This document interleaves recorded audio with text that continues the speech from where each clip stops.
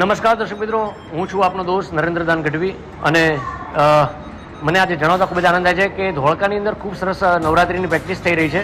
ત્યારે હું ધોળકાની અંદર બેનને મળીશ કે ગરબાનું જે ક્લાસ ચલાવે છે.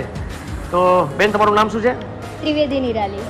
નિરાલીબેન, ધોળકાની અંદર તમે ખૂબ સરસ જે ગ્રુપ ચલાવી રહ્યા છો, પણ ધોળકાની અંદર આ વખતે નવરાત્રિ થવા જઈ રહી છે. તમને કદાચ ખબર છે એના વિશે? હા, અમને ખ્યાલ છે કે નારાયણ ફાર્મમાં આ વખતે પહેલીવાર શ્રી નારાયણ ગ્રુપ તરફથી રંગરસિયા નવરાત્રિનું આયોજન કરવામાં આવ્યું છે. એ જાણીને અમને લોકોને બહુ ખુશી થઈ રહી છે, કારણ કે દર વર્ષે અમારે એવું થતું હતું કે અહીંયા ગરબાની પ્રેક્ટિસ તો કરતા હતા, પછી રમવા માટે અમારે છેક અમદાવાદ જવું પડતું હતું. અમદાવાદ જવામાં અમારો ટાઈમ પણ એટલો બગડતો હતો, પાસીસના પણ એટલા જ ખર્ચા થતા હતા, બધું બહુ હતું. પણ હવે એ જાણીને અમને ખુશી છે કે ચલો હવે ધોળકામાં જ જે અમદાવાદનું લેવલ છે સેમ એ લેવલ, એનાથી બી સારા લેવલના ગરબા થઈ રહ્યા છે. તો અમને લોકોને ખૂબ જ આનંદ થઈ રહ્યો છે કે અમારો ટાઈમ પણ બચશે, નાના છોકરાઓ પણ આવી શકશે અને બધા સાથે મળીને અમારું જે આખું ગ્રુપ છે અમે લોકો ત્યાં ગરબા રમવા આવીશું. તો ધોળકામાં તમે જે ગરબા જે માટે જે પ્રેક્ટિસ કરાવી રહ્યા છો, આ તમામ વિદ્યાર્થીઓને તમે શું કહેશો? બસ બધાને એ જ કહીશું કે અમે જે 3 મહિના સખત મજાની મહેનત કરી છે, બસ એ મહેનત હવે અમે નવરાત્રિના જે 11 દિવસ છે એમાં બસ બરાબરનું રમી લઈએ અને બધાને બતાવીએ કે ધોળકામાં પણ આ પ્રકારની પબ્લિક છે જે ગરબામાં આટલો ઇન્ટરેસ્ટ બતાવે છે અને આટલી સરસ રીતે રમી શકે છે. ધોળકા માટે નારાયણ ગ્રુપે ખૂબ સરસ મજાનું આયોજન કર્યું છે, ઠીક છે.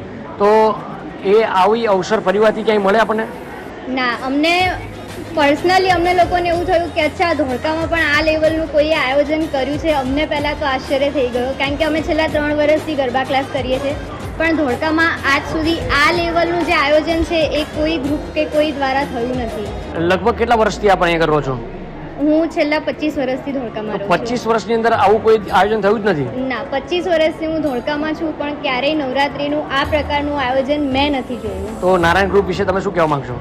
બસ નારાયણ ગ્રુપને અમે થેન્ક યુ કહેવા માગીશું કે તમે લોકોએ ધોળકામાં આ પ્રકારનું આયોજન કર્યું છે, જેથી અમારા જેવા જે ખેલૈયા છે જે અમદાવાદ જઈને રમતા હતા એ લોકોને હવે અહીંયા ધોળકામાં અમદાવાદની જેવી જ મજા લઈને રમવાનો ચાન્સ મળશે. આવડો મોટો અવસર મળ્યો છે તો ધોળકાના તમામ ધોળકાવાસીઓને આપણે કહીશું એક સાથે કે તમે પણ રમવા માટે આવો.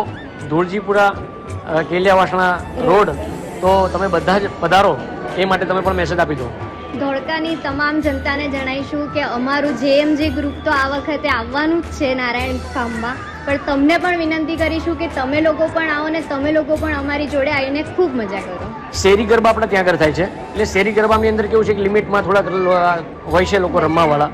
તો આવડું મોટું એક પ્લેટફોર્મ મળતું હોય અને એ પણ ફેમિલી, જેમ કે અહીંયા આગળ તમને કદાચ નિયમો કદાચ ત્યાંના તમે વાંચ્યા હોય તો નિયમની અંદર લખ્યું છે કે ફેમિલી ગરબા છે, તો એમાં કોણ કોણ સાથે રમી શકે?